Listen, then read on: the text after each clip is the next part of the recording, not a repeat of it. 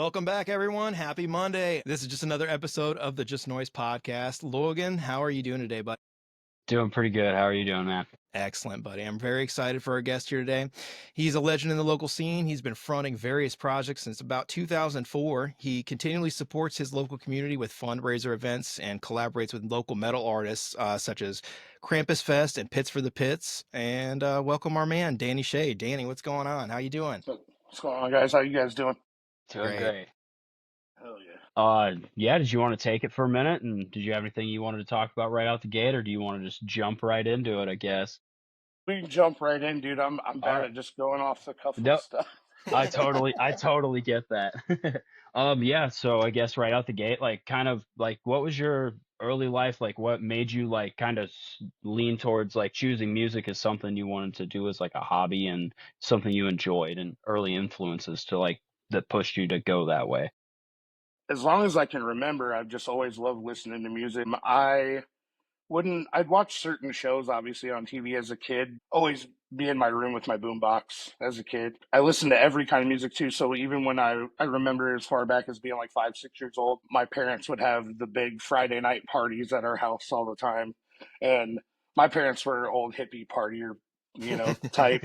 So I Right. would go to bed and they'd all be up playing cards, drinking and hanging out and having a good time. And I'd go to bed and wake up to watch cartoons in the morning and they're still playing cards, having a good time. And they would always have music playing all the time. Like my parents had like milk crates full of vinyls. Like my parents even took like my oldest sister to her first concert. It was Metallica in like '91 in Iowa Yeah. City. So like I've just always been, my parents were real cool and like supportive of kind of like music stuff. And even just I always just wanted to play. Like I remember just watching MTV as a kid before school every day. And wanting to be those guys, obviously I was born in the '80s, so like in the '90s, I grew up in the heyday of Metallica, Pantera, Nirvana, that kind of stuff. So Yeah.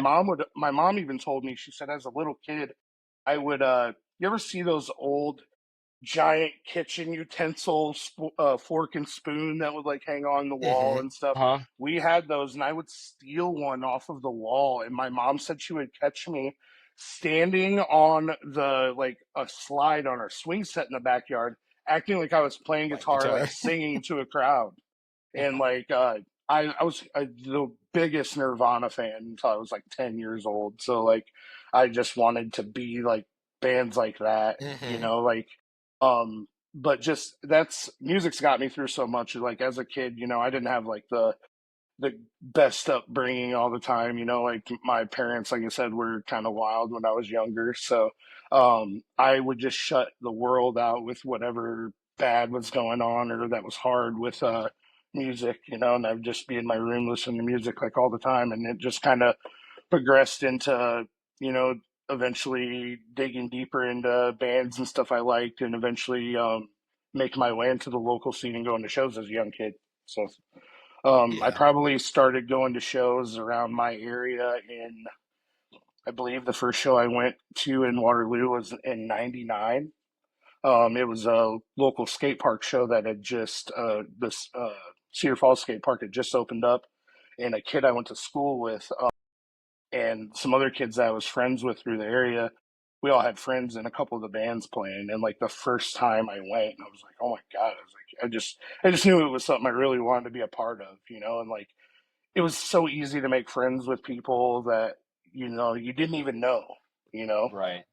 And, just from there, I was addicted pretty much. Like I just always wanted to go to a show or just be doing anything with music. And here I am, just turned 40 years old, and still Still can't let killing go it. of it. Still You're can't let still go of getting it, man. Still killing Still it, dude. getting it. Thanks, man. Was So that's just kind of where I started. was there a specific band that you can recall, whether it was local or even just in general, that made you like you knew to yourself, I want to do this. I'm gonna scream.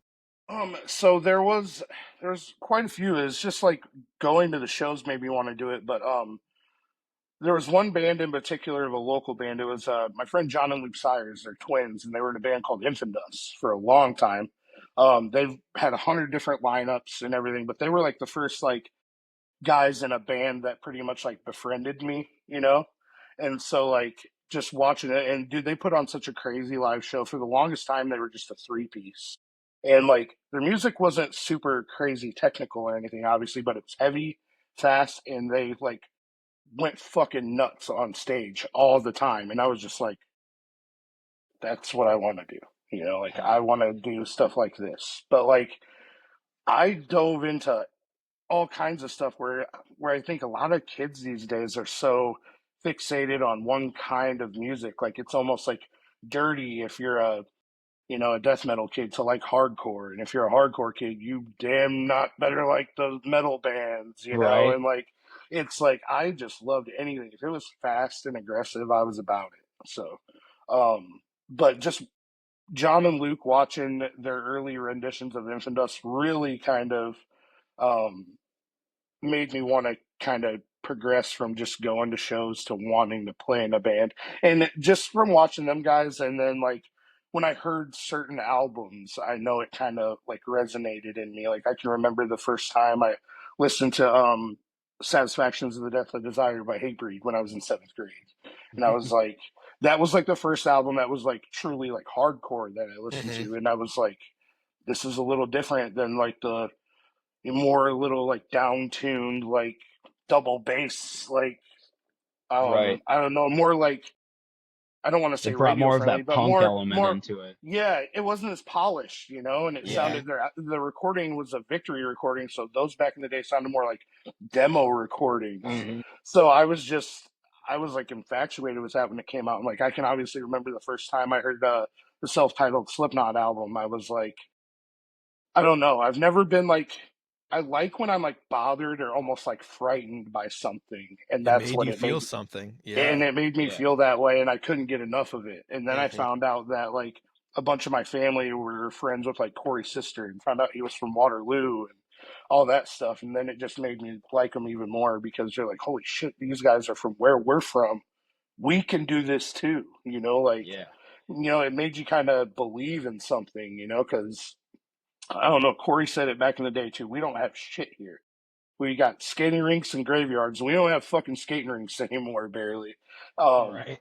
and people didn't know then about Iowa or what Iowa had to offer, but they do now. And that's something he said. And like ever since then, I feel like people have always kind of looked at Iowa like they're like there's always something there. There's just you I know don't feel like it's viewed as a flyover state anymore at all. Like Um, it, it it comes is, and but it goes isn't. in waves, but like, yeah, like we have a lot of people that have also like from here that have gotten into bigger bands that make, those bands obviously come to Iowa. Like we got, Hmm. obviously Griffin plays in the Casey Strain, so their Iowa Right. shows are like hometown shows for, Hmm. Yeah. the guys from the East Coast, I'm sure, and like uh stuff like that. So it all depends probably what bands, but Right. you know, I hear I you. was I was a place people never forget when they come here. I can tell you that.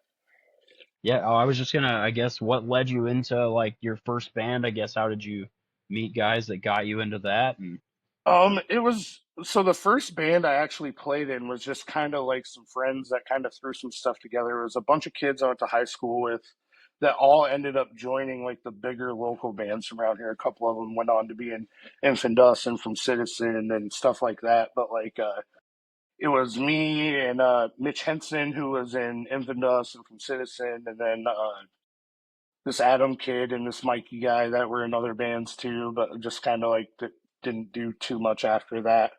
Um, we played some shows of that for like fun, but then that's actually when Infant Dust needed a bass player. Mitch quit. He was like, "Oh, we're just probably not going to do this anymore.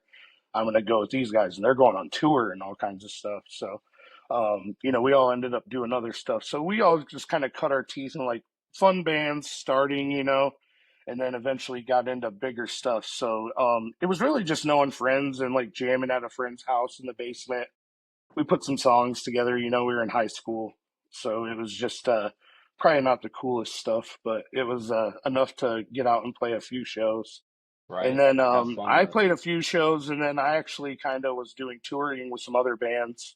So they ended up getting a few. They played shows with a few other people because I played bass in that band. and they got somebody else for the last few shows, and it was nothing like too crazy. But then I joined a band from around here that it was called Betrayal Beneath Us. It was some really good young kids that could shred, and they were all like 16, and I was like 20, and I did that for a couple shows, but they just didn't take it serious enough. Like they were super talented, and I just knew I wanted more, and they didn't take it serious enough. So I was like, oh, I'm kind of done with this now.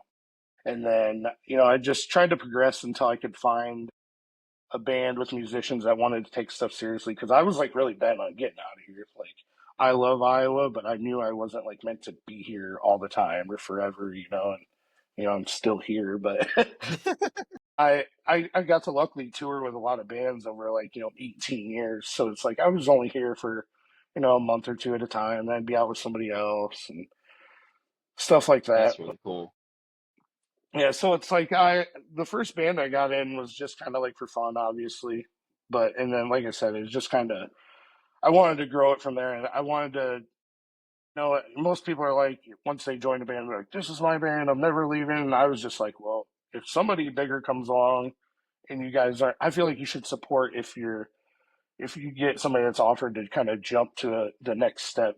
Don't be mad at them. You should support those guys who are trying Exactly. to move it along." So that's just what my goal always was, kind of until I found a band that wanted to be out on the road and try to make this like what we're doing for a living.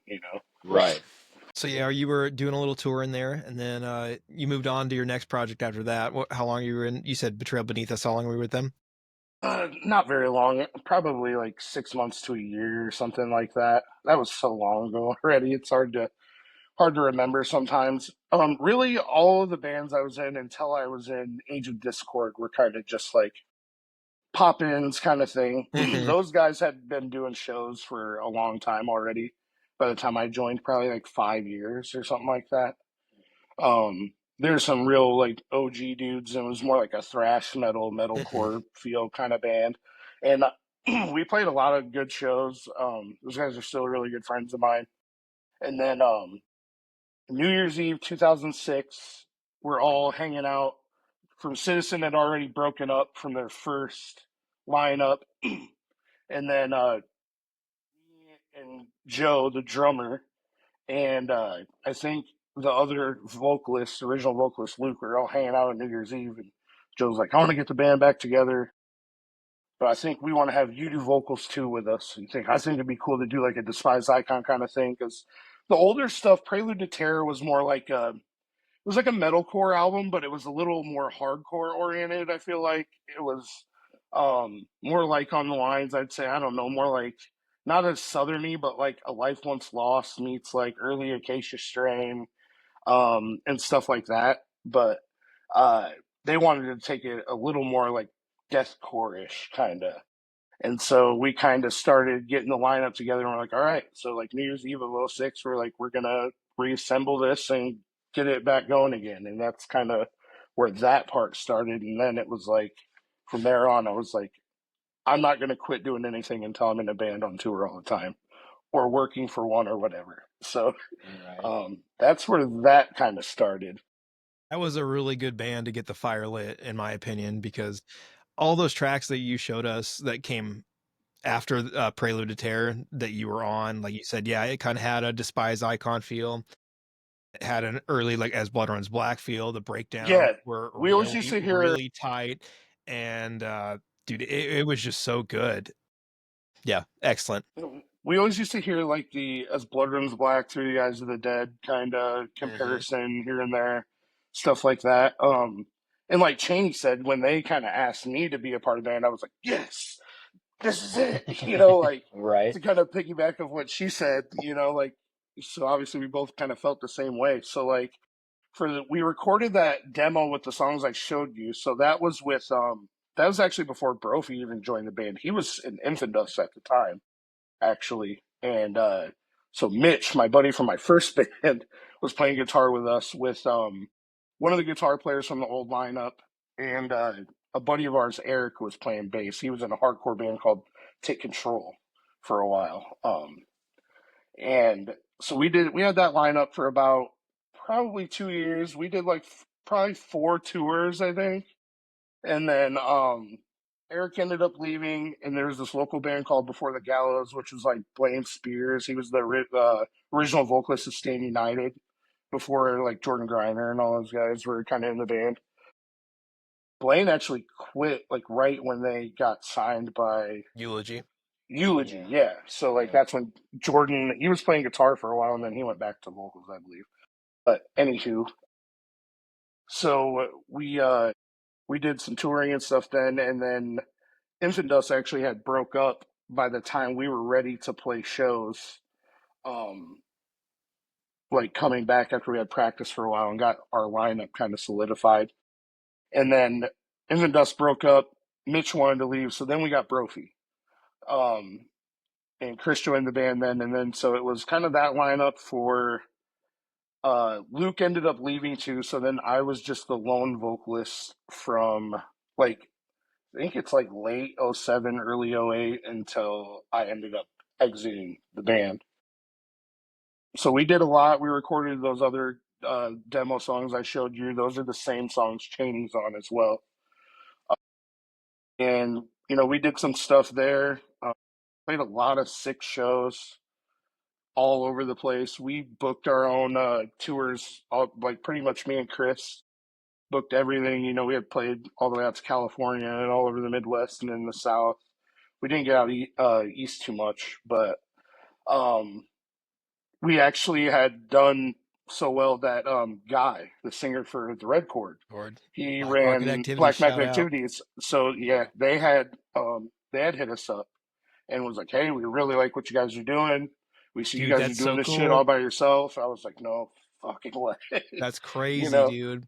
It was so like they're like, "We want to hear more," so we're like, "Shit, we need to get back in the lab, start writing songs." Well, so what the original plan was Chris approached me one day and was like, "Hey, dude, I want to bring an idea to you." Because me and him were me, him, and Joe, the drummer, were like I don't want to say the brains behind the band, but we were the ones always kind of stirring up all the ideas. And he was like, "Would you ever consider going back to a dual vocal band again?" And I was like, "If it's the right person, you know, the right style to kind of complement what I'm doing, so it's not the same thing. You know, we don't want two people that sound exactly the same." I was like, "And they're cool and down with what we're trying to do. I'm all for it." And he was like, "Dude, I don't think Cheney's in Prevail on the Hill and Gunfire anymore." Or I think that's the band she was in at the time. Or no, she had already left. She was in By These Hands with like Yep. Zach and Dennis and all those guys. They had broke up. So they weren't playing shows anymore. And I was like, "Fuck yes." I was like, "Hell yeah, I'm down." Well, something kept coming up to where she couldn't get down to practice or something for a while. And like we had kind of tried it a few times and it just never lined up. And then we ended up doing one more tour out to California. And like, do you have any friends that you're like such good friends with? If you're around them too long, you're just like, "I want to choke you, dude. Get away from me." Like, that's kind of how me and Chris became, being in a van together all the time for like, because I did all the tour managing for Infant Dust, and I would like go with him, even with his old bands I would ride with all the time. And we were so like good of like best friends that we were kind of getting to the point where it's like, all right, if we're gonna be friends, I don't think we can be in the van together all the time anymore. So like we We're got around back each from other our too last much. tour. Yeah, and it's like, well, we lived together, we worked together, Damn. In a yeah, band like together. in a Yeah. band together, Yeah. but like we both had like the same vision though. It's what kind of like sucked about the situation, but like our ideals on kind of where we were wanting to take things were starting to get there. And then Joe kind of noticed too, and he kind of called me after we got back, and he was like, "Dude, what do you think about not being in the band anymore?" And I was like, "I was actually going to call you and say the same thing because I just got a call from Brandon Tabor from The Analyst." And he was like, "Dude, James isn't in the band anymore. We had to leave the Knights of the Abyss tour. We're driving home. I'll buy you a bus ticket right now. Do you want to come do vocals for us for this tour? Maybe forever." And I was like, this is the point where I'm like, all right, I've been doing this. This seems like it's not going to be working out. And they're signed to At Interscope. least for me, they're already signed to like an indie label type deal. They're on tour all the fucking time. this is what I want to do. I was like, perfect timing. I was like, all right, you guys do what you're gonna do, or and like Joe sometimes too. Like the hardest part about being in the band with him sometimes is he has like I think he had 4 kids at the time, and we were trying to be on the road all the time, and Dude, like he's he a didn't, hell of a drummer. I wanted to say that earlier dude, too. I didn't mean to interrupt you, dude, but he was a hell of a no, fucking no, drummer. dude, hands down, probably. I've played with quite a few really good drummers, but when it comes to like being really good at everything, Joe's definitely the best drummer I've ever played with. Dude, fast. The dude can blast his ass off. He's super creative. His fills are more. They're you can tell when he's playing though. Like his fills are like that's Joe. Like, but dude, such a good dude, a good dad, great drummer. He so it would just hit him sometimes. He's like, "Fuck, dude, I don't know if I should be going on this tour. I should probably be working and being at home with the kids." And I'm like, I don't want to worry about that. I want to get in the van and go. But it's like when you're in a band like that, and back then especially, and from where we're from, there's not a lot of musicians, period. And we're like, we can't find a fill-in drummer for Yeah, Joe. you got to accommodate that. Yeah, Right. so we ended up, we split in 2009, and then they finally were able to kind of link it up with Cheney because then at that point, Nate, the original guitarist, had quit also, like before we went on that last tour. So we had our friend Jeff Balick playing guitar, who also played in Orson Welles. I don't know if you've ever heard of them. Yep. But yeah, so Jeff was playing guitar with us for a while, and then he had decided he didn't want to keep going with the band after a while too. So then um, Dennis and Cheney ended up joining after I left and Nate and those guys and Jeff left. And then they did their thing for a while. I was able to catch them twice, and I was like, "Fuck yeah!" I was super stoked for them. Like it's a weird transition at first too, and I'll get into that in a second because like I ended up joining the Analyst. We did the Wake in the Cadaver tour like right after when I joined, and played a few other Oh, that would have shows. been awesome. I didn't Dude, know first that. I'm tour I did with sorry. them. So, I dude, loved them I back in the learned, day. Like I have a blood dude. splattered satisfaction from like when they released it, Yes, where he's malleting the dead hooker from like back from like MySpace, like '07, '08. I love that album. dude, those guys were so fun to tour with, dude. They were a blast. I can imagine. So I learned what was it, 6 songs in 48 hours to go to Indiana to practice with the Analyst to go on tour, then start driving to Virginia the next day. Holy shit. And yeah, it was a time crunch. So I showed up and like riding the bus there, I'm like listening to the songs over and over and over. And I showed up, played 2 of them flawless, and then knew parts of the other ones, but I obviously needed to keep playing them. And then one of the guitarists that was playing with him at the time said he had to go somewhere, left, and then was like, um, he had quit and decided he didn't want to go on the tour with us. So Oh in my no. mind, instantly, I'm like, fuck, I sucked so bad that this dude went and quit. Oh shit. No, but I even asked him that. I was like, Brandon, I was like, is it that bad, dude? And he was like, dude, shut the fuck up.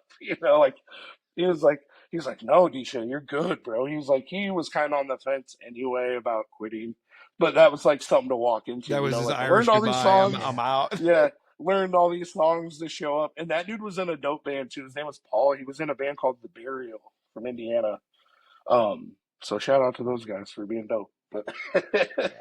but but yeah, so then we went on and did that tour, and it went awesome, went really good. We had a bunch of other offers coming in. We actually had a victory showcase we were gonna do. Hell yeah. And then Brandon actually played drums for Salt the Wound too. I don't know if you know who they were. Hmm. But we were gonna go play like their last show or something like that at Peabody's in Cleveland.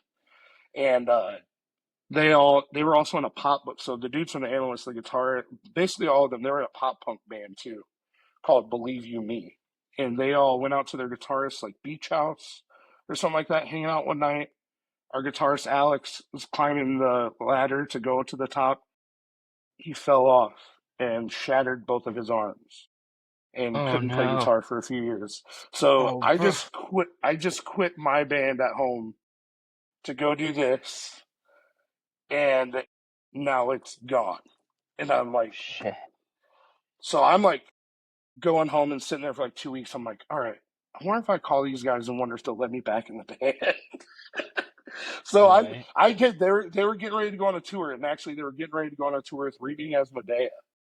Yeah, And shout out Reaping. I called Chris one night and I was like, dude, I want to get back in the band. And he was like, I don't know. And he was like, we're getting ready to go on a tour. We've already done all this other shit. What are you doing? Like basically like what? It's like you're in a band from like Chicago and Indiana now. And I was like, oh, well, not anymore. And then I was like, I know I was like such a salty bitch for about a month. I was like, fuck you guys. Like, I was like, you're not going to let me back in, blah, blah, blah. And I was sitting there thinking for a while. I was like, you sound like such a jackass, dude. Shut up, Yeah. Um, but like, I was just so like, I don't know. At that point, I was like, so that's what I wanted to do, And I was just, that was the first time in years by then that I was like, I don't have a band. I don't have any idea who I'm going to be in a band with. I don't know how I'm going to play music again. So I was just like, holy shit, maybe these guys are like, Danny fucking helps out a lot. Maybe we'll have him back in the band, but it wouldn't have been I'm glad they didn't. It wouldn't have been a good idea. Yeah. So, but not like super bad. I'm still really good friends with everyone that's ever been in the band. Obviously, like, um, Chris has always been one of my best friends for like 20 years. Joe. I don't talk as much to the older, or didn't talk as much to the older members until recently. Obviously, I told you recently we were kind of talking about trying to get back together and maybe do a show.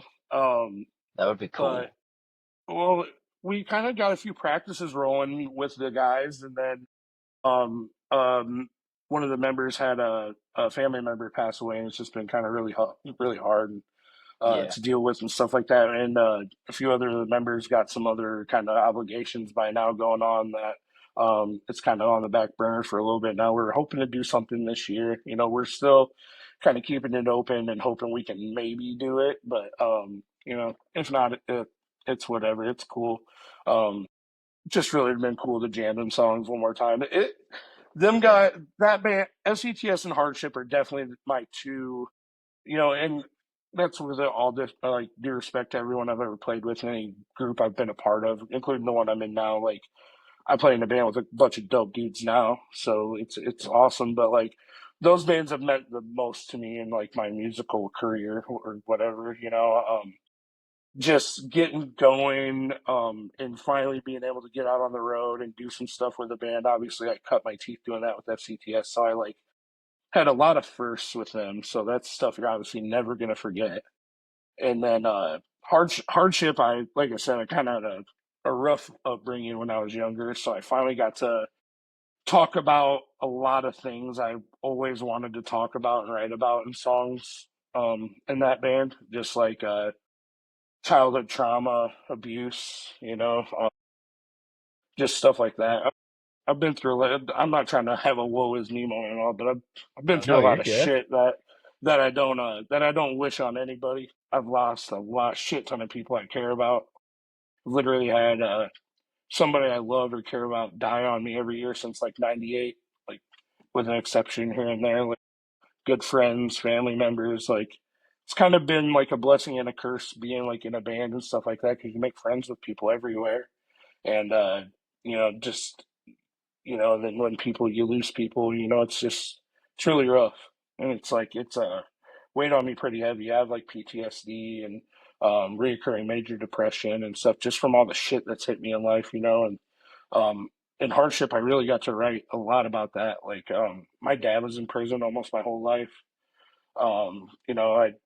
I love my dad to death, but I fucking used to watch my dad fucking hit my mom and um, shit, like I said, I wouldn't wish on anybody to have to live through or see or anything like that. And I know there's people out there that have had it worse, and I feel for anybody who's ever had to live in a home with, domestic violence or, um, any kind of mental, sexual abuse, stuff like that. Like, um, it's not easy to deal with, and hardship was my outlet for that stuff. Like when I was in a deathcore band, you obviously you can, but it's a lot easier to write about death and destruction and the end of the All right. world And and stuff aliens like and that. shit. Yeah, and it's like, but when I was Hardship was I don't know, I just thought we were like a really metal fueled hardcore band, so I could kind of write about a lot of angry shit, um, and have it come out maybe not as angry sounding. I don't know. I thought we kind of sounded angry here and there, but it's just like it lifted a lot off my shoulders being in that band, and it really came into my life when I really needed it the most. I'm really glad to hear that, man. I mean, glad that you had that cathartic experience where you could express those feelings that you might not have been able to get out any other way. I mean, I know that music is that outlet for a lot of us, and yeah, I'm sorry to hear all that, but I'm happy you're here today, man. It's all Like, right, man. no, no, I It's totally made get me it. it's made me who I am, man. Like I wouldn't have done many things different in life, like going through some of the pain and trauma shit. It was, like I said, I wouldn't wish it on anybody, but it builds a lot of mental strength and even physical strength because you got to fight through a lot of shit, and sometimes like it's Right. it's Shaped all you you into who can you are. do. Exactly, man. And it's I always wanted to use that band name too, and like when Heartland. So we obviously we were in Heartland before that, and we had a few member swaps, and we were going a little heavier. So like we were trying to find a name, and we couldn't think. And I was like, I didn't know if the guys would like it because it kind of sounded similar to. It was not far off from Heartland, Hardship, Heartland. Is kind of close, but everyone actually loved it right away. There was no rebuttal on it. They're like, "Yep, that's it." And it's we've all gone through it. Everyone goes through it. Something everybody can relate to. So I thought we kind of hit the nail on the head with the name, at least. I would I completely thought you agree too, did, man. and you definitely capture the theme, what you're talking about. You kind of touched on something there that I wanted to ask you, like, what's kind of like your approach to like writing? Like, I don't know, some people have to write lyrics in like a dark space, or like does stuff just come to you, or like what's kind of your Um, approach to it? Like, so I do things weird too. So like when I'm writing a song, I'll almost like try to shape a pattern to it. Like won't even necessarily have like actual lyrics, but like obviously you're saying words, but I'm just kind of I try to like shape it around the riffs and like yeah, any kind of like stops and changes and stuff like that. And then it's weird. I write a little bit kind of like when anytime I have an idea, I have like 3 or 4 different notebooks just laying around my room that like I'll just jot stuff down. And like from anything from one liners to anything, just some deep quote sounding shit, like uh-huh, I'll write it down and I'll try to just kind of form the the lyrics I've written to the pattern I formed like while writing the song, and that's just kind of. But idea wise, it depends on what band you're talking about. Um, Hardship, I would just kind of have a topic offhand. Like I said, I wrote some stuff about my dad and stuff like that. So um, the song I wrote kind of about him was about kind of the like confusion like my brother and I noticed we had. We're like, our dad wasn't around a lot, and we were just so fucked up and hurt when he passed away that we one day we were like, why are we so fucked up about this when he didn't.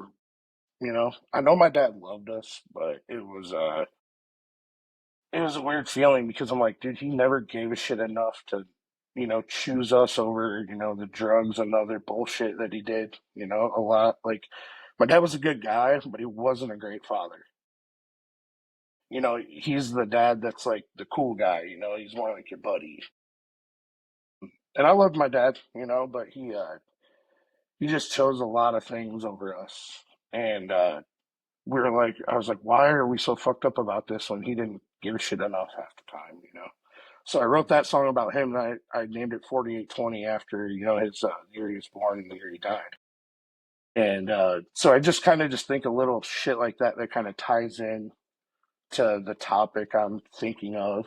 So Mhm. obviously that stuff, all the hardship stuff for me is real personal. So Yeah. those come off of that. But like when I'm writing for DirtGod now, I just kind of I've been thinking about just obviously I don't know it's like death metal. Everyone's like, what kind of band is DirtGod? And I'm like, I don't know. It's like a hardcore influence to death metal. That's what I say. I've So like watched the set that some guy had recorded of your first guy's set. Sorry to interrupt you, but yeah, I no, no, you're really good, enjoyed it a lot. That's how I would have described it too. dude. Thank you. Yeah, yeah, So now it's when I'm writing for that, it's just kind of fun because I get to just kind of write about fun bullshit again. It's like right. you know, uh, just brutal stuff. Yeah, It's having fun nothing with it. crazy meaningful, but exactly, and that's like the way the real cool part about being in this band and the people I'm doing it with too is everyone's super fun and um, we always have a great Shout time. out Nick, dude. He's a killer guitar player. I've loved him Dude, for he told years. he told me tonight. He's like, you better bring up my tone.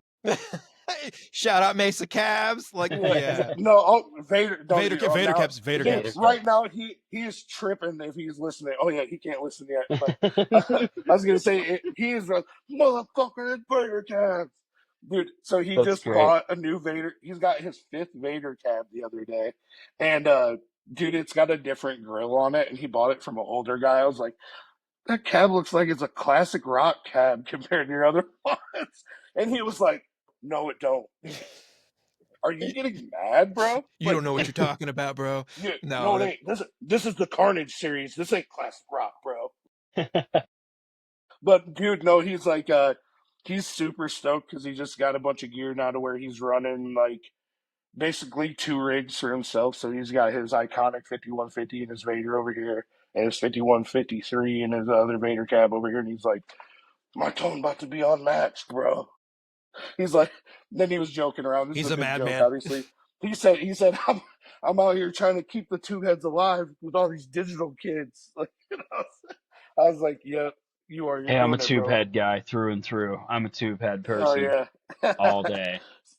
dude. Our bass player plays out of a Kemper, and I feel like he at first was like, I don't know how I feel about this. Like, They look like the brave little it's like, toaster. That's what I always think of he's those like, things. he's like, as long as the tone's good, bro. Shout out to Gonzo. He's been my boy for so long, dude. He's like my like you got that way cool cousin that lives like across the state you don't see very often. Like that's how me and him have always been. Like we met at a show at a karate studio in the Quad Cities in like 2004, and we've been boys ever since. We probably talk no shit at least once a month until like we became closer and still standing. He was in still standing Yep, from the dude. Quad Shout out, Cities, still and standing. yeah, for sure, legends. Those are the boys, man. And we started playing shows together all the time. And then it's funny because like right after Hardship broke up, I was like, I don't know if I want to play music again. I'm getting old. I was like, right band, right people. You never know. And like 2 days later, this motherfucker's like, hey, me and this drummer been jamming, dog. You trying to roll through? I was like, fuck. Fuck yeah, dude. I was like, man, I said I'd never drive to be in a band again. But yeah, dog, I'm be through. I'll be down next week. And then so we started jamming in November, dude, and we're still kicking it. So the band is me, Nick Gonzalez, Gonzo. He's been in Ponyboy Curtis was the band he was in when I met him back in the day. He was in Haddonfield, Yep, Still Haydenfield. Standing. And then our bass player is Lucas Johnston, so he's in a million bands, but he's the vocalist for Bleed Chain and the Yeah. bass player Oh shit. for Jim Okay. Jones. Okay. Yeah. So and then Reed Johnson's our drummer. I think he played in Empty Graves for a little bit. Okay. So that's the four of us now rolling four piece for now. I don't know. We might get another guitar player someday if we feel like it. But I actually really like how things are rolling with the full Hmm. four piece right now. I'm like, dude, we got a bunch of big dudes up here anyway. I was like, man, I don't know if we can fit. I don't know if we can fit another guy up here with us. Just butter somebody up. You'll be all right. Yeah, Yeah. we'll slide around each other. But no, I'm we're I'm excited to hear anxious to some hear more. some. Yeah. Oh, so yeah, here's some more. I want to hear some recordings. That's what I'm excited to hear. We're actually going to Yeah. start tracking. We're going to start tracking in June, and actually, I think Dustin Miller is going to mix for us. So Hell yeah. I think hopefully we'll have that done by July, and hopefully have some songs up by like August or something like that. Yeah, dude. We're all like dads for the most part, and work regular And you jobs got to and all that travel. good stuff. So, Yeah, Yeah. yeah, exactly. Totally Yeah, get that. traveling for practice. So yeah, it's like me and Lucas drive 2 hours each way. Sometimes 4 times a month for practice, sometimes two. We actually got to practice Saturday to get ready for the shows we got coming up. So Hell yeah. well, so not to back it up, but I do want to touch on some previous stuff too, because I thought it was really okay, cool. I am sorry if I got No, if I get don't, honest. no, No, not at you're My all. good. anxiety takes me everywhere. No, you're good, dude. So, yeah, we talked about it a little bit earlier today, but Buried by a Legend was kind of a really cool, like, hidden cut for you. I didn't expect. If you want to touch on that a little bit for us, Dude, please. yeah, yeah. So, that was right after actually. So that's the first project I got into after from Citizen. Like I told you earlier when we were chatting, my buddy Michael Minard, had he was used to he wrote all the Salt and Swine stuff and all that, and he had quit doing that with those guys by then. He got a hold of me. He's like, dude, I've always wanted to do something with you. I know you're not in a band now. Seems like the perfect time. We should go write some music in the studio. So Chris Brown, actually, our buddy Cheney had mentioned him Hmm. in the last one, and With that's the where From farm. Citizen used to record. So Michael had went to IPR in Minneapolis and kind of learned how to record a little bit. And then he was just kind of a natural at it, man. The kid had a real nick for it. Now he does like movies and stuff. He kind of quit the music thing and he's doing like Oh, directing and filming and he stuff had like his own that. band recently too, didn't he? I know who you're talking about. The dude, he's in a band and then he's not in a band and then he starts another band. I didn't realize that's who that. I just had a Jimmy Neutron brain blast over here. Now I know who you're talking about. Now that you said this name several times, that's Yeah, even cooler. So, I'm yeah. sorry. Go on. No, so yeah, so Michael hit me up and then we went out to Chris Brown's and he was like, well, I got some riffs. And I was like, dude, I kind of got a riff or two too. So I was like, you can probably play it better than me. I'm not the best guitar player, but I can write some heavy riffs. And we kind of started throwing stuff together. Me and him kind of sat there and mapped out the drums and then started playing along to some stuff. And then we were like, cool, good enough. I went and slapped some vocals on it. We kept trying to kind of find people that wanted to do the band with us, and we really couldn't find anybody at the time. So it never became a full time band. That song I showed you, there's actually another song, and then we kind of didn't talk for a little bit for a couple months, and then we got back up again probably 6 months later and recorded two more. And I think I have the CD of that somewhere in a box. I'll have to try to find it and send it to you or something. But Hell yeah, dude. it got a little more not like way more deathcore, but a little more like slammy kind of Hmm. deathcore kind of stuff for that time even. And it just had some real like eerie chord trim stuff behind it, and like it was really cool. I wish we could have put a band together for it. I actually had sent the stuff to Gonzo back then. I was like, bro, you want to travel down here to be in a band? And he was like, I probably won't drive, bro, but this stuff's tight though. But yeah, we couldn't really find anybody to do it, so we just recorded with it and kind of had fun and showed people, and then we actually kind of went on a little didn't talk spree again for a while. And we got back up, and me and Michael actually started writing the Opportunist stuff. So online, you can still find some stuff that sounds horrible. I didn't even want to tell you like where to find it because it's the recordings in his old basement, and like we couldn't get anything to sound really good down there, and it Hmm. was just really bad. But and that's where we kind of insert like Jacob Ashton and Kevin and those guys into um Marla Singer had broke up. Those guys were looking to like get out of Cedar Rapids, and me and Michael were like, well, we've been writing this album. You guys want to come play some stuff? And they showed up, and we kind of started writing some stuff that was cooler than what me and Michael had put together because Kevin's kind of in a really good guitar player and really good at writing songs. So Was we kind of Kevin started. was Kevin from Marla Singer originally? No, no, Kevin wasn't. Kevin was actually in damn, what band was he in? He was in a band with Tim McRae for a while in Cedar Rapids. It was more like pop punky or I forget what it was. But damn, I have a brain fart. But then he was in Such Creatures Exist Oh, in their okay. first Okay. run back in the day. He was their bass player. So and actually I met Kevin from that because I another little You Easter were egg saying story. that earlier. I was gonna sing do vocals for Such Creatures back in the day too, but they were Busy kind of guy, on man. the dude. They were well. That was after From Citizen 2, and I was really looking for a band. And Jacob had kind of put me on with Kevin, and we jammed.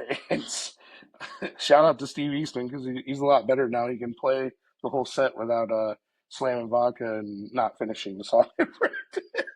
And I was just like, I remember being like this, and I'm not hating, but I was like, I'm really trying to be in a serious band, and these guys are partying real fucking hard. Mm-hmm. And I was kind of past the partying point. I had like stopped drinking and stuff by then. So I was like, this isn't for me. I was like, you guys are really good. This kind of bums me out, but I was like, I'm just not going to do it.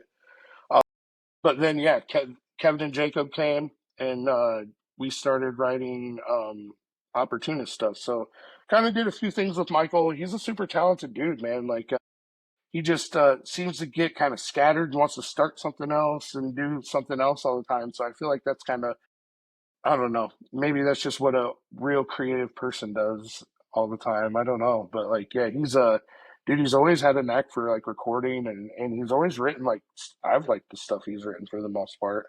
Um, but yeah, so that's where that went, and then the opportunist kind of started, kind of grew from out of that. But and then little, like we were talking about seeds from other bands too, like like the Michael did the Salt and Swine stuff, and like John from Waste and Next by the Thousands, he was in that band for a while, and so it's just crazy to kind of see where people have come from That was older really bands cool to too. hear earlier. I had no idea that's I what he had didn't at done. first either Hmm. because I just knew Noah and Kenny really.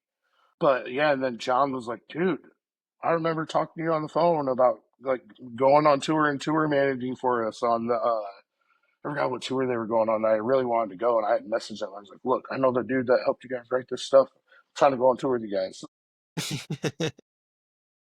But yeah, dude, and he was like, dude, I was in the band then, and I was like, holy shit, I had no idea. Hmm. But yeah, so that was really cool. And then yeah, we were talking earlier about how Terraform kind of like sprouted from the Opportunists later on too, with getting like guys in the band that were eventually in that band too.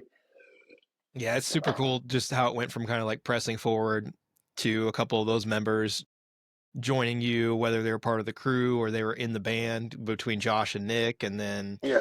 Well, Nick how. was in the band, and Mhm. then Josh would just like fill in if like Kevin or SB or something, but like Buddy wasn't around. Basically, funny enough, our last show, uh, SB's just like, "Oh shit, guys, not gonna make it." We're like, "Oh, Josh, want to play bass?" And he's like, "Yep, That's so cool. yep." He's like, I'll just play the songs I can play guitar. It's fine." But yeah, and then yeah, so that just kind of grew from like I told you earlier, us like doing a lot of shows with our Judgment in Wisconsin, and Nick had been writing that Terraform stuff. He'd show us at practice. We'd come to Des Moines for practice, and he'd show us some stuff. And that was really cool. And What then was what was the name of the Terraform bass player?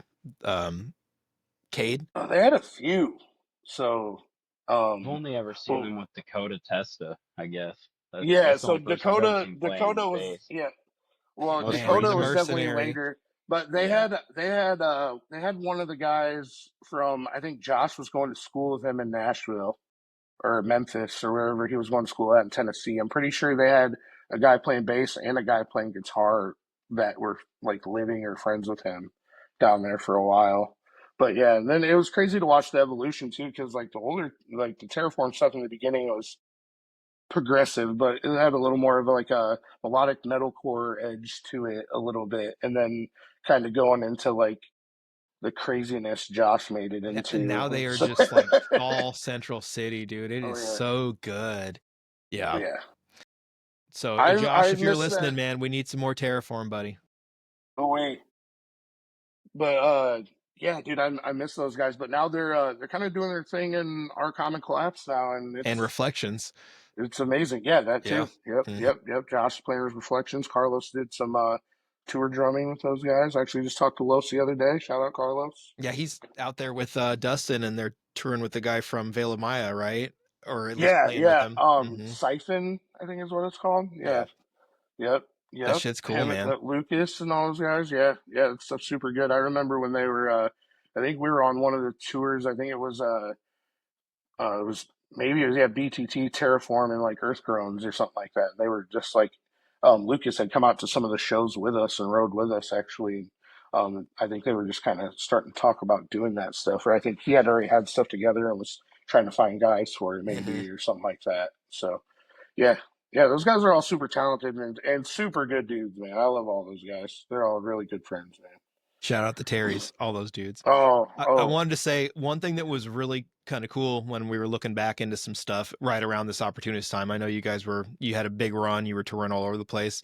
The picture of you in front of the Walter White house was fucking oh yeah, hilarious. doing snorting the rocks on the, on the sidewalk. Yeah, dude. I couldn't believe it. They had just called the cops on like real friends or somebody the other day for Hmm. throwing the pizza I on was top gonna of their say, garage. yeah. Yeah, it was They took just the days house before down in too. real life because of people throwing pizzas on the house. I thought that was for sale. I didn't know they tore it down. I think they took it down, yeah. Oh shit, that's That's crazy. nuts. Yeah, dude, I've been by there a couple times. Every time I'd be on tour with somebody different, I hadn't been there. They were like, "We gotta go." I'm like, "All right." Like I've been here before. I was like, the people get pissed and yell at you to leave and have no trespassing signs. They have like a big fence around it too. Hmm.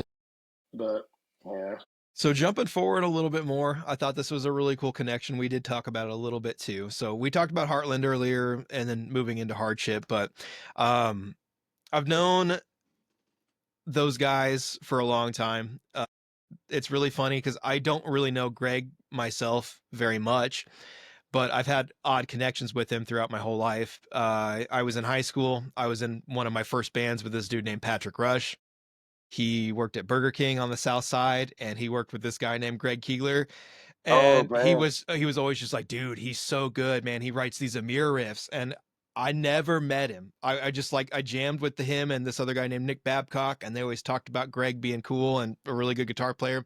they Never weren't met lying. him. Greg is the coolest dude you'll probably ever meet. Fuck I yeah. I loved being in a band with Greg. Like I think that's a lot of the reasons I'm sad that Hardship isn't like really going anymore because Hmm. like I don't get to see Greg at all anymore. Barely, I barely get to like hear from him. It feels like because he's doing he works and him and his woman got a few kids and stuff. So it's like he's busy doing the life thing now, and I don't get to hear from him as much because at least we'd have practice and shows to hang out. But yeah, dude, Greg is literally the coolest dude, and like he's real quiet and reserved around people he Hmm. doesn't know. But like, dude, the second you kind of break the ice with him, dude, you literally will laugh the entire time. Like I like am laughing right now about talking about laughing with Just Greg. thinking about him. Dude, dude, me and him, like, I didn't talk to him for no shit like a couple months, and then I woke up to go to work at like 4 o'clock in the morning the other morning, and I had a Instagram reel sent to me. It was fucking Greg, and it was I forgot what it was. It was a reel from some movie, and he was like, "I can hear it," something like that. And, dude, me and him literally just send movie quotes to each other, or Hmm. we'll just be sitting there quiet and to break the ice of being quiet, we'll just like quote a funny movie. It's usually like Little Nicky or some shit. Like, That's a good one. dude, it's always something. And then we just die laughing. Like the dude loves like anything that's funny and hockey, and Greg's a happy guy. Sounds like Bill too. But Dude, no, yeah, I was gonna say, Billiam. so that's when I first got to know who Greg was, at least. And I went to high school with Austin Reeves, so I've known him forever. He was on the drum line when I first met him, and he was like the guy who I thought was one of the best drummers of all time when I was a kid. He looked up to Austin at that time, so that's how I got to know him. And then the first time I ever saw either of them play was the Life I Breathe, and that was really cool to see them start. We played with them a lot when I was in They Will Repent, and then after that, it kind of transitioned, and Bill moved into that band to replace. I can't think of the other Kenny. Kenny was the other guitar player's name. Replaced Yeah. Kenny, Yep. and then I think at that point they decided they wanted to move into like a more melodic hardcore kind of thing, and that's when Brad started doing vocals, I think. Yep. And then, Yep. how did you end up in Heartland? I want you to tell me that S- before I go any So further. I was again not playing music, hanging out at home. I got home from the gym one day and I had got a message from Bill. And I was like, damn, I haven't talked to Bill barely ever, just kind of in Hmm. passing, just talking about, what, like, if we are playing a show together or something, just kind of like, oh, let's play together.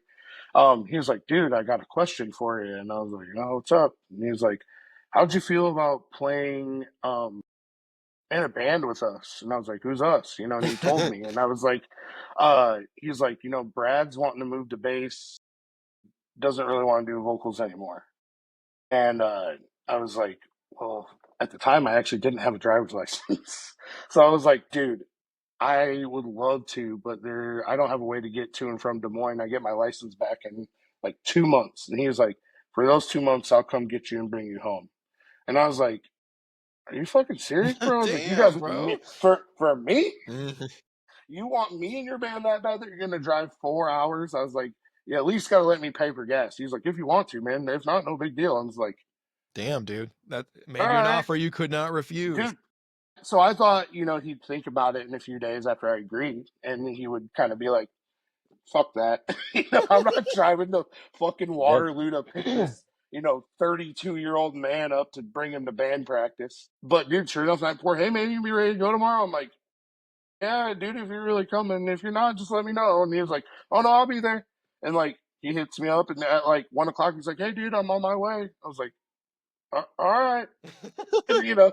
And then, dude, I'm 5 minutes away, and I was like, damn, this dude really drove. These guys are down, Like, I was like, that made me stoked right away. I was like, Hmm. this dude was willing to, on his own dime. I didn't let him, obviously. I was like, but on his own dime, he Hmm. wanted to come get me and bring me to Des Moines to jam with those guys. So like, I didn't say no. I went and tried it out, and I was like, holy shit, this is like Hundreds meets Gideon. And I was like, I'm fucking in. Well, and I had seen them before. I was in a band very briefly with Kevin Flynn and Phil Bierman that used to be in Senseless Beauty for 100 years, and he's in Switchblade Saturdays now.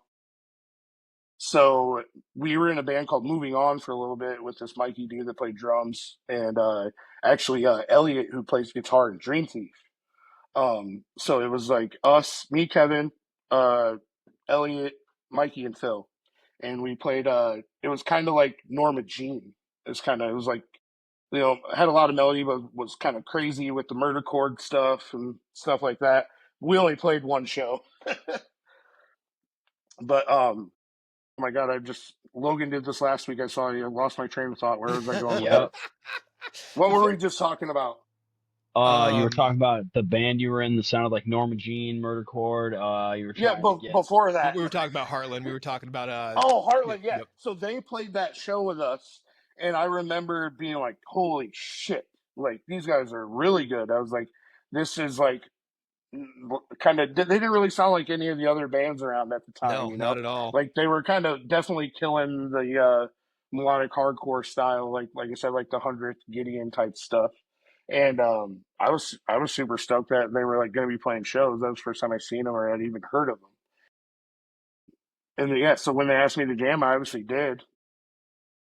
It just kind of we went from there. Played a bunch of shows all over for a couple of years, and till Brad and Bill left the band, and me and Greg and Austin were like, well, we don't want to be done. We're like, we want to write. We decided we kind of wanted to write a little bit heavier music. Like we wanted to be more closer to like Kublai Khan, Acacia Strain type stuff, and kind of leave behind the more melodic style stuff. So then from there, we were like, oh, I can always rely on Kevin Flynn. Let's call him. So I hit up Kevin, and so he was like, "Yeah, I ain't doing shit. I'll come jam." And then we played as a four-piece for the first couple shows actually. And Greg played bass, Hmm. and Kevin played. Well, they would switch actually. I think I got video of them both like playing either or bass and guitar. And then my friend Rob Jensen actually came out to one of our shows. Rob's a local punk rock legend. He was in a band called Guilty as Charged. It was like they were actually the first band that I seen here. They opened that skate park show that I went to in '99. So Shit. like yeah, and they were different than everybody else. All the other bands were like metal core, like new metal type stuff, and they were just kind of like snotty punk rock stuff. And I was like, holy shit, this is awesome. I was like, these guys look like they don't give a fuck. And Right.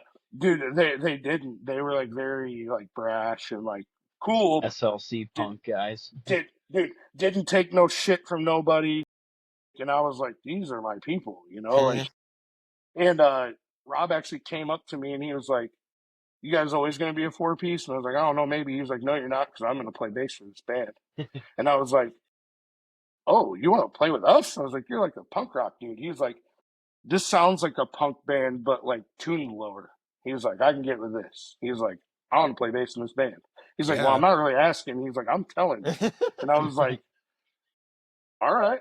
So actually we had tried a few other friends out and like um then I think he had got wind of it kind of and he was like, are you gonna give me a call? Or am I coming over to when are we gonna practice? And I was like, all right. So I called Greg and Austin. I was like, I got this buddy that wants to play. But obviously I'm 40 now, but he was 40 when we started playing. Rob's like 46 now. Oh, shit. So like, yeah.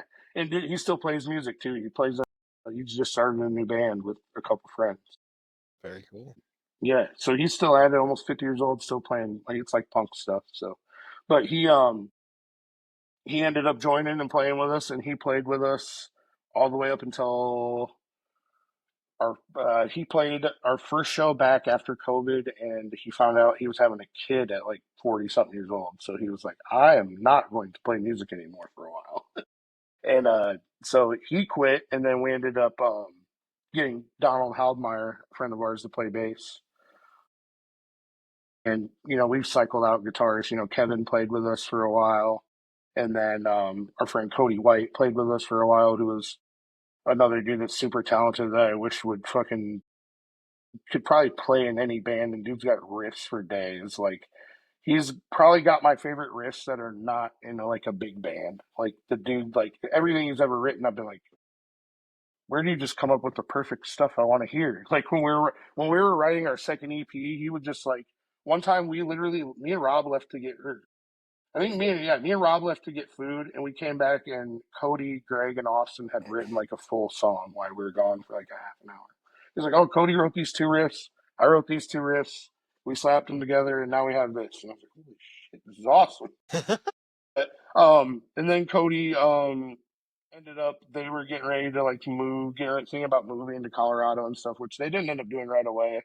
But he ended up stepping away and not playing with us anymore. And then our friend Brennan, who was in Senseless Beauty for a while from Mason City, played with us and kind of do some touring with us for a little bit. And then Austin kind of had to step back for a little while too. And actually, Carlos played drums with us Hmm. on two tours that Hardship did too. So it's like Carlos has even been a part of Hardship in a small way. Yeah, he's got his fingers in Uh, everything. Yeah. oh, dude, that he saved our ass too. It wasn't just like we called him like, dude, we have this tour coming up, and now Austin can't go. We're kind of fucked. And he's like, send me the set list. Not even a thought about it. It's like that's why I love that dude so much because he's a real down dude, and it's just there's not really much else you can say. Carlos is just a man. But and then yeah, just cycle out members here and there, and then Austin kind of hopped out because of just he likes being at home with his family. Not really much else to say. I'm sure, like Logan, I'm sure you can attest to that. Like Yeah. some people go one way or another usually, and that's not a bad thing when people end up having kids or a family or whatever. Some people would just rather be at home. There's nothing wrong with that. I wish my parents would have been at home with my ass. Um, it's some people like me. I got three kids at home, and I can't wait to play shows. It's like just gonna drive me nuts. I'm just kidding, but I love the little shits. I hear Um, you. so he just kind of had to step back for a while, and that's like when COVID was first starting. So then our friend Mason Wise played with us for a little bit, and then things weren't working out writing. Like we were trying to write with Mason and Greg one day. He's like, "Dude, I feel so bad," but he's like, "I just don't feel like I can." That we're writing up to what I want to do. He's like, I don't want to sound like an asshole kind of a little bit, but he's like, kind of reached out to Austin and wants to come back. So I was like, well, I think that's what we should do then if we're going to continue to be a band. As hard as it is to like tell a friend, like, hey, we're probably not going to do this. But like Austin jumped back in and then we wrote our last EP within like a month. Like wrote it all, had it done. He hopped back in the band. We did a couple small runs, like 4 or 5 day runs here and there, and things were real good until about last summer. And now his wife's got some real bad medical condition stuff going on. I don't want to put their business out there like that. I don't know. I don't even know 100% of what it is. I just know it's got some stuff to do with epilepsy a little bit, and that it's he just needs to be at home with his family. And you can't fault the guy for that. But then the last two shows we ended up playing, we didn't really know were going to be our last shows, and we had Miles McClintock play drums with us for the last two. Shout out Miles.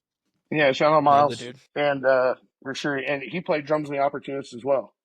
So he and then we played those two shows, and we kind of had a little chat afterwards, and we all kind of decided, like it just didn't end up being kind of what we were kind of expecting, like on a few different levels, and we all kind of just mutually agreed, we're like, this just isn't gonna work out. And we had no other prospects for drummers and stuff either, and like we just felt like if it wasn't gonna end up working with Miles, it was just probably time to call it. So Yeah, for sure.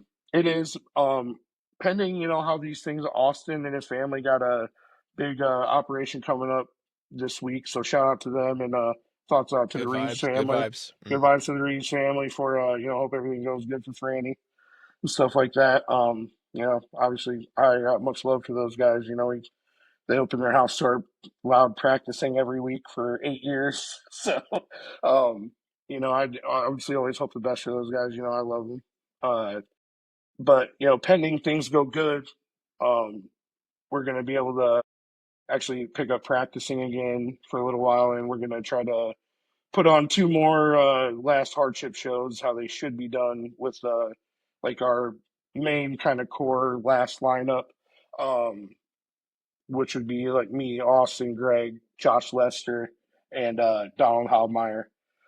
Shout out Lester. Lester's the man too. I've really, really enjoyed being in the band with Josh, man. Like he's another like just such a great selfless dude. He actually this last weekend stopped doing yard work on his wife's birthday to give me and my brother a ride to Wells Fargo Arena for the UFC fight because I have super bad anxiety driving in crazy Mhm. traffic, even though as much as I've driven vans and trailers and downtown everywhere on tour, like just driving a car and trying to park and stuff like that for places I don't really know too well. I was like, Josh, I know you live close by. Will you take me to the UFC fight and drop me off like you're my dad? And sure enough, he fucking did, dude. He had no thought about it either. He was like, hell yeah, I will. I was Like, thinking about him today. I love that dude to death. Shout out Josh. We'd love to have you on hell yeah. sometime, my man. So if you're Dude, watching, he we'll would get in be touch with he you. would definitely be a good one if you want to fucking have a talk about gear. You'll Or be we here talk about for suits.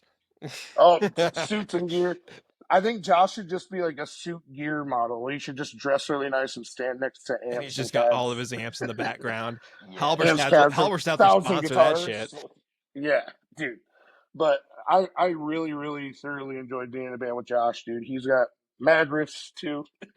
And like he's just it's hard to find easy people to work with sometimes, and he's a laid back dude that's pretty much down for whatever. And it was a pleasure playing in a band with Josh for sure. Always had a But lot of yeah, fun working with him. And then when I did my stuff with Exodia and he filled in with us, that was a lot of yeah, I fun. saw the video from that show when he played. I was like, dude, you didn't tell me you were gonna play with those guys. And he was like, oh, it was kind of a last minute thing. But I was like, shit, because I think we were in the area for practice that day or something. And I was like, dude, I would have came out. It was a good time. I'm really excited for you, man. I mean, we definitely excited to hear some more Hardship stuff. You got a show or two left in you guys, and then DirtGod's Yeah. going really good. What's I guess I don't know because Brandon and I are kind of collector nerds. What's kind of like current like jams, like anything you're jamming in particular right now that might be under the radar maybe or something? Oh, I wouldn't say anything crazy under the radar. I've been listening to a lot of like Fugitive and like 200 Stab Wounds. Yeah, love those guys. Um yeah, and then shit, I listened to new E Town Concrete. They put out some shit like late last year. Um I don't know, man. I listen to everything, dude. Like Yeah. I listen to a little bit of everything, but like dude, I like listening to older stuff, believe it or not. I hate to sound like the jaded old dude, but like, dude, Bury Your Dead and Hatebreed are like my favorite bands. So it's like I'm always listening to that, or I'll pop on some Fetus or fucking, like I don't know. I just love heavy music. Period. I listen to it Right. all. I'm the same way. I babbled to Brandon like all week long about bands from like 2002 that no one's ever heard of because it's like obscure mathcore shit, and he's just like, you have to sit there and look at your phone like, for real again? You shouted it out Brandon, earlier.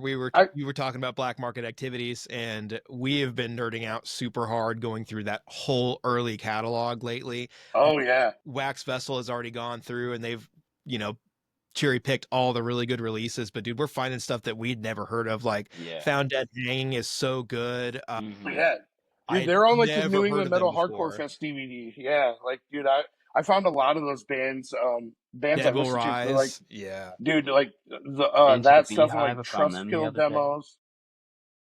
Dude, was it Invocation of Nehek on that label? Did you guys ever hear of them? What'd you say? Invocation of Nehek. I'm not I think they familiar with were them. on your, No. dude. Yeah, check them out. They're super sick. I Fuck think they yeah. were on that stuff too. And then, God, who was? God, there was a band on that label I liked a lot, and I'm drawing a brain fart again on who it was. But, From a Second Story um, Window was really good. Yeah, there was. dude, I forgot they were on that actually. Dude, I Mhm. remember when I That's one of seen my, them at that's a jam. Gabe's. I seen them at Gabe's back in the day with Remembering Never and Shit. Evergreen Terrace, and Oh, dude, they played Slipknot. Like they opened with Sick. They were like, "I what the fuck's up? We're Slipknot." I was like, "Yeah, fucking right." They ended with the end of Eyeless. They just kind of hit their fucking Mhm. hi hat a few times and went into the end like breakdown part of that, and people went fucking ape shit. It was so amazing. that was Brandon, an I have a awesome. quick question for you though. Yeah, dude, what's up?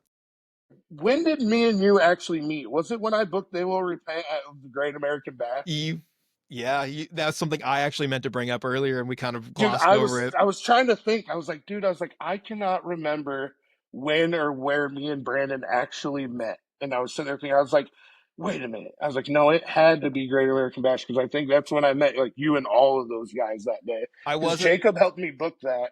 I wasn't actually in They Will Repent that day yet. Oh, I I was thought you still their were. like their merch guy, roadie that came and hung out at the time. Yeah. So Nick Okay. Kelly was still in the band. I think that was one of. Oh yeah. There was another show after that that we played in a barn, and that was his last show, and he was already moving over to Superior. So I remember being in the van, and Justin was like, "Yo, so do you want to play bass for us?" And I was just like, "Yeah, sure." Shit. Hell But yeah. that is the first time I met you. I showed Logan that show flyer earlier today. I'm gonna post it up here because, dude, that Dude, show was that has like last 10. insane. That Float has like face last 10 on down. it. Dude, yeah. R.I.P. Yeah. Ron. Hell yeah. You know, did Dude, you see they're doing a reunion show with Kyle yeah, Kyle? dude, Medina and with Kyle, Body yeah, Snatcher. yeah, dude. I love Body Snatcher so much, that's dude. gonna be They're like crazy. one of my favorite bands for sure. Dude, the Flow Face Down stayed at my house that night, and then it's crazy too because at Dirt God's first Waterloo show, Gonzo tells me he's like, dude, Wyatt's gonna be here tonight from Last 10 because he lives in Cedar Rapids now. That's so cool. Yeah, Shit. yeah. I was like, I had heard that, but I didn't really know for sure. And then he was like, "Yeah, he's coming to the show." And sure enough, he was like, "What's up, dude?" And I was like, "Holy shit, you are here!" That's So it was awesome. dope to see him too. Yeah, dude, Wyatt's the man. So since you brought up last 10 seconds, I didn't mean to interrupt you. Logan had a You're cool good. story earlier, and I Yeah. actually scoured Vaudeville Muse site so I could find this fucking show. I don't know if you played it or if it was when Brad was doing vocals, but I'll let Logan take over. It was cool. So I had actually seen the Heartland because I knew Jeff Feeker from A Mass to the Grave. So you guys, Heartland played with like Last 10 and Fit for an Autopsy and Macabre. God, I don't. Who was the other one on Yeah, that one? Yeah. that was definitely Brad. That's a Okay. crazy show, though. That's all I Yeah, Yeah. wanted to say was Okay. like, whoa. I wish we It was when I was in wild. Heartland we didn't play too many like huge shows, like not until we played with Hardship got to play some pretty dope like shows with some bigger bands. But in Heartland I don't think we did any or no, you know what? I lied. You guys Or play or that no, 100 that show? never mind. That was the Hardships for show. Our very first show we played was Stick to Your Guns in Iowa City on Mother's Day. Cool. That was like 2018 or 17 or something like that. But yeah, Harlan never played any when I was in the band anyway with any like bigger bands or whatever. Yeah, dude, that Okay. show was sick. I'll bet though.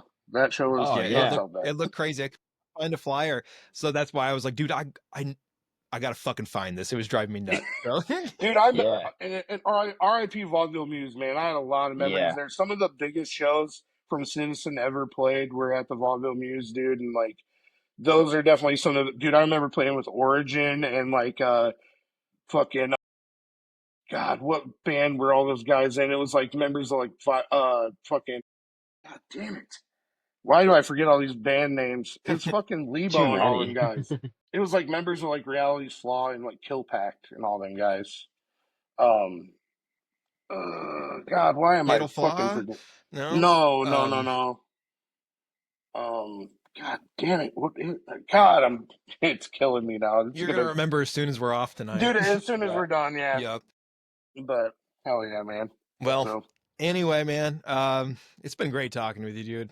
You for have sure, such a man. really I'm really sorry if I went all over the damn place, man. no, And we Yeah. love to hear it, man. rambled, You have such a prolific history. You're giving us Yeah. all the little dude. Easter eggs of stuff that we didn't know. We love it. So I even didn't even touch on a bunch of stuff I meant to talk about. So we can do a part 2 sometime if you guys ever feel like it. we would love Hell that, yeah. man. Hell So yeah. as we're coming to a close here, you got any shout outs, man? Let us know what you got going on, anything. Got a few DirtGod shows coming up. We're playing in the Quad Cities on May 24th. Um, with a couple locals there, and then we're playing the next night in Cedar Rapids, the 25th, at the Cliffbanger event that Dream Thief puts on Memorial Day weekend every year. Then we're playing with Reaping Asmodee on the Quad Cities on June 20th, and then I've got a big show here in town in Waterloo area on June 21st. It's the Cedar Valley Extreme Music Fest. It's with By the Thousands, Lead Chain, Dirt God, Cobrazar, which is a band from Minneapolis, features members of Martyr AD and Dead to Fall and with Dead Hands Rising that are all in Cool. it. Oh, Um, hell yeah. they're super dope. They played the same event last year, and I had with Dead Hands Rising on it. Super dope. But there's a bunch of other sick locals, and then Rig Time's playing, and it's like right after they played Milwaukee Metal Fest and stuff like that. So, Okay. yep, I saw that. Hell yeah! Shout out to Brian and Rebecca. I love those guys. Yeah. They're awesome. So, but yeah, dude, that show should be really dope too. Hopefully we can get a show in Des Moines coming up here soon, and we can all hang. Yeah. Hell Absolutely, yeah. dude. That I would be mean, awesome. anytime. That would be really Anytime cool. you're in Sure, town, man. let us know. Oh, you know I will. Yeah. Well, all right. We're coming to a closing, gentlemen. It's been a great time. And as always, it's been just noise, everybody. Talk to you later.